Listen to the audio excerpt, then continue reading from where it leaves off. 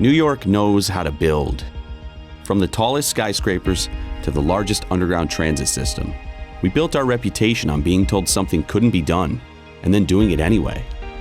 We forged a tradition for grand spectacles through the imaginations of bold innovators and the sweat of brave laborers who ate their lunches on the shoulders of iron giants.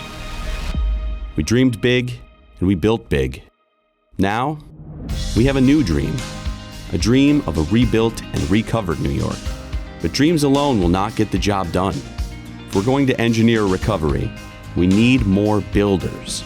We need bricklayers and welders, truck drivers and stonemasons, workers who are unafraid of big projects and big ideas, ready to leave an indelible mark on their little patch of New York's skyline.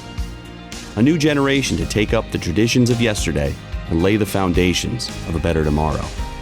New York needs builders. New York needs you. To find your job in the building trades, go to on.ny.gov/find-a-job. We are your DOL, helping you find the career you love.